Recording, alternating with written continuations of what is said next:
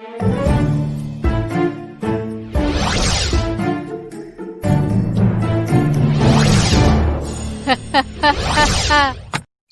साल पहले की बात है। देवपुर गांव में सर्दियों का मौसम आ गया था।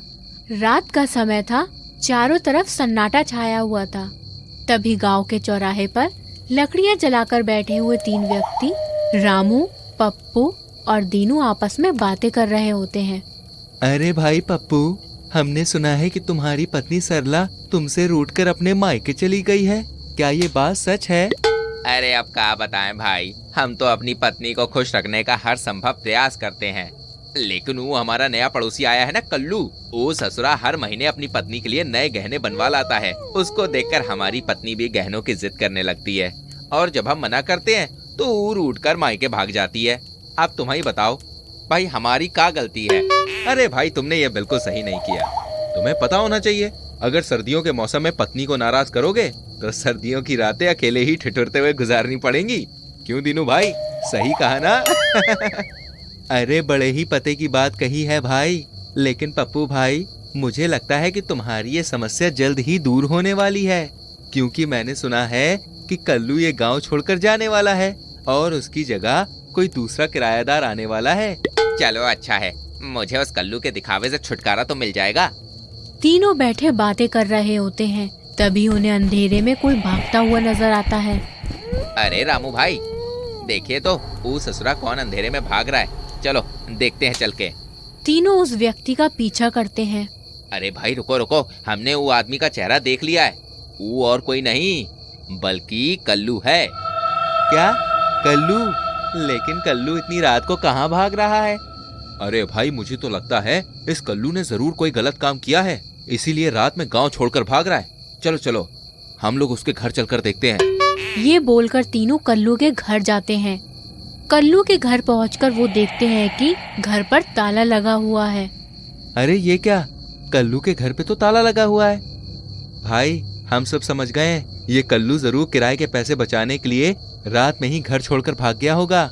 चलो भाई, अब हम सब लोग भी अपने अपने घर चलते हैं, वैसे भी बहुत रात हो चुकी है। ये सोचकर सभी लोग अपने अपने घर चले जाते हैं। फिर थोड़े दिनों के बाद बिरजू और रीमा नाम के दो पति पत्नी पप्पू के पड़ोस में रहने आते हैं, वहीं जहाँ पहले कल्लू और उसकी पत्नी रहते थे। पप्पू अपने नए पड़ोसी का स्वागत करने उसके घर जाता है। हाँ जी, कौन है आप? अजी, हमारा नाम पप्पू है। हम यहाँ आपके पड़ोस में ही रहते हैं। आप यहाँ नए आए हैं तो हमने सोचा क्यों ना आपसे मेल जोल बढ़ा लिया जाए, ताकि आपको इस गांव में अकेलापन महसूस ना हो। अरे वाह पप्पू जी, आप तो बड़े ही अच्छे पड़ोसी हैं। मुझे आपसे मिलकर बहुत अच्छा लगा। रुकिए, मैं आपको अपनी पत्नी रीमा से मिलवाता हूँ। बिरजू रीमा को बुलाता है। रीमा अपने पड़ोसी पप्पू से मिलकर बहुत खुश होती है। उन लोगों में बहुत अच्छी दोस्ती हो जाती है। फिर एक रात जब पप्पू अपने कमरे में सो रहा होता है, तभी बिरजू की पत्नी रीमा अपनी खिड़की पर खड़ी होकर पप्पू को आवाज लगाती है। अरे पप्पू जी, कहाँ हैं आप? खिड़की पे तो आइए। अरे ओ पप्पू। रीमा की आवाज सुनकर पप्पू नींद से जाग जाता है। अरे भाई, ये इतनी रात को बिरजू भाई के घर से कौन हमें आवाजें दे रहा है? जरा देखे तो। बिरजू और पप्पू के घर की खिड़की आमने सामने होती है, इसलिए पप्पू अपनी खिड़की पर आकर देखने लगता है। वो देखता है कि रीमा खिड़की पर खड़ी उसे पुकार रही है। अरे ईका, ये रीमा जी इतनी रात गए हमें काहे आवाज लगा रही हैं? कहीं कोनो चोर वोर तो नहीं घुसाया उनके घर पर? अरे क्या हुआ रीमा जी, कुछ चोरी वोरी हो गई है क्या? अरे हाँ पप्पू जी, चोरी तो हुई है, लेकिन कोई सामान की नहीं, बल्कि मेरा दिल चोरी हो गया है। और मेरा दिल चुराने वाले आप हैं पप्पू जी, आप।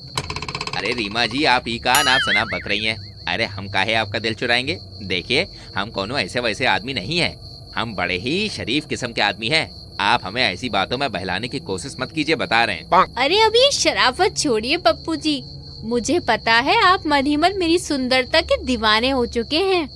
अब ये शर्म का पर्दा हटाइए और जल्दी से मेरे घर आ जाइए। आज बिरजू बाहर गया हुआ है, हम दोनों मिलकर बहुत मजे करेंगे।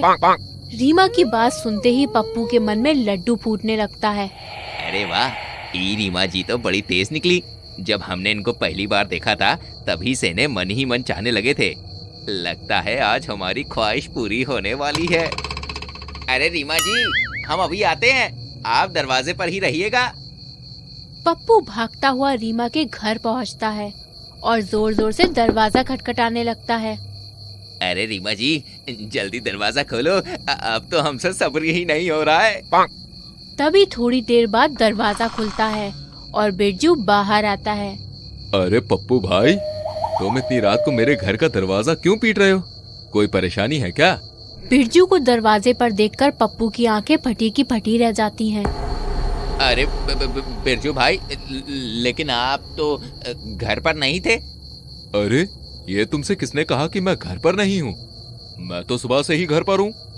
अरे नहीं नहीं, हम तो बस ऐसे ही बोल रहे थे। ठीक है, हम चलते हैं। ये कहकर पप्पू वहाँ से अपने घर चला आता है। उसकी हालत ऐसी होती है जैसे हाथ तो आया पर मुंह ना लगा। फिर अगली रात दीनू और रामू पप्पू के घर पर पार्टी करने आए होते हैं। दीनू और रामू शराब के नशे में होते हैं और रात होने पर पप्पू के घर पर ही सो जाते हैं। आधी रात हो जाती है, तभी रीमा फिर से पप्पू को आवाज लगाती है। रीमा की आवाज सुनकर तीनों दोस्त नींद से जाग जाते हैं। अरे पप्पू, ये कौन लड़की है जो तुमको इतने प्यार से आवाज लगा रही है? रामू के पूछने पर पप्पू दोनों को कल हुई घटना के बारे में बताता है। अरे पप्पू भाई, तुम तो बड़े ही डरपोक हो। अरे इतनी सुंदर पड़ोसन तुम्हें सिग्नल दे रही है और तुम हो कि उसके पति से डरे हो? अरे सुनो, मेरे पास एक तरकीब है। मैं और दीनू बिरजू को किसी बहाने से घर के बाहर ले आएंगे। उतने में तुम रीमा भाभी से जाकर मिलाना। बोलो क्या कहते हो? हैं? अरे वाह रामू भाई, तुम दोनों ही मेरे सच्चे दोस्त हो। अरे फिर देरी किस बात की? चलो रामू भाई, हम लोग बिरजू को बाहर लाते हैं। उतने में पप्पू खिड़की से रीमा के कमरे में घुस जाएगा। ये सोचकर दीनू और रामू बिरजू के घर जाकर दरवाजा खटखटाते हैं। बिरजू बाहर आता है। क्या हुआ भाई लोग? तुम लोग कौन हो और इतनी रात में यहाँ क्या कर रहे हो? अरे बिरजू भाई, हम दोनों पप्पू के दोस्त हैं और पप्पू भाई ने आपको घर बुलाया है। वो क्या है ना, आज हम सब मिलकर पार्टी कर रहे हैं, तो सोचा आपको भी इनवाइट कर लें। बिरजू पार्टी का नाम सुनते ही खुश हो जाता है और दीनू और रामू के साथ चला जाता है। इधर दूसरी तरफ पप्पू खिड़की के रास्ते रीमा के कमरे में पहुंचता है। रीमा अपने कमरे में सो रही होती है। पप्पू आवाज लगाकर उसे उठाता है। अरे मेरी रानी, अब तो उठ जाओ। देखो देखो, तुम्हारा पप्पू तुमसे मिलने आया है। ये सुनते ही रीमा गुस्से में उठती है। अरे नास पीटे, तेरी हिम्मत कैसे हुई मेरे कमरे में घुसने की? अरे अरे अरे, तुमने ही तो मुझे यहाँ बुलाया था, भूल गई क्या? अरे करम जले, मैं तुझे यहाँ क्यों बुलाऊंगी? रुक, अभी मैं अपने पति को बुलाती हूँ, वो मार मार के तेरा भुर्ता बना देगा। रीमा जोर जोर से बिरजू को आवाज लगाने लगती है। बिरजू, बिरजू। अरे ये रीमा को क्या हो गया है? पहले तो मुझे प्यार से यहाँ बुलाती है और जब मैं यहाँ आ गया हूँ तो अपने पति से पिटवाने की धमकी दे रही है। मुझे तो लगता है ये पागल हो गई है। बेटा पप्पू, जल्दी भाग ले यहाँ से, भाग ले भाग ले। पप्पू वहाँ से भागने ही वाला होता है, तभी खिड़की और दरवाजे बंद हो जाते हैं। फिर एक भयानक चुड़ैल वहाँ आती है और रीमा के अंदर समा जाती है। चुड़ैल को देखकर पप्पू डर के मारे कांपने लगता है। अरे पप्पू, तुझे यहाँ रीमा ने नहीं, मैंने बुलाया था। तुम सारे मर्द एक जैसे ही होते हो, अपनी बीवी होते हुए भी पराई औरतों पर नजर डालते हो। तूने भी यही किया, इसकी सजा तुझे मिलेगी, जरूर मिलेगी। ये बोलकर चुड़ैल पप्पू को डंडे से पीटने लगती है। अरे अरे मर गया रे। अरे चुड़ैल, लेकिन तू है कौन? आखिर मैंने तेरा क्या बिगाड़ा है? अरे मुझे छोड़ दे चुड़ैल, मुझे माफ कर दे। अब से मैं किसी भी पराई औरत पर नजर नहीं डालूंगा। ठीक है, मैं तुझे छोड़ दूंगी, लेकिन तुझे मेरा एक काम करना होगा। मैं कल्लू की पत्नी हूँ। उस कल्लू ने मुझे धोखा दिया है। उसका दूसरे गांव की किसी लड़की के साथ चक्कर था। जब मैंने उसे उस लड़की के साथ रंगे हाथों पकड़ लिया तो उसने मुझे जान से मार डाला और यहाँ से भाग गया। तू उस कल्लू को यहाँ लेकर आ, मैं उससे अपनी मौत का बदला लेना चाहती हूँ। अरे चुड़ैल जी, ये कल्लू ने तो बहुत ही गलत किया। मैं आपकी मदद जरूर करूंगा। मैंने उसे भागते हुए देखा था। मैं अभी उसे पकड़कर आपके पास लेके आता हूँ। पप्पू सभी लोगों के पास जाता है और उन्हें सारी बात बताता है। कल्लू को पकड़ के चुड़ैल के हवाले कर देते हैं। चुड़ैल कल्लू को मारकर अपना बदला ले लेती है और रीमा के शरीर को छोड़कर चली जाती है। फिर सभी लोग खुशी खुशी रहने लगते हैं। हाँ, मजा आया ना कहानी देख के? तो जल्दी से हमारी वीडियो को लाइक करो और शेयर करो, और ऐसी और कहानियाँ देखनी है तो चैनल को सब्सक्राइब करो, और हाँ, घंटी को दबा देना। मिलते हैं एक और कहानी के संग। ख्याल रखना।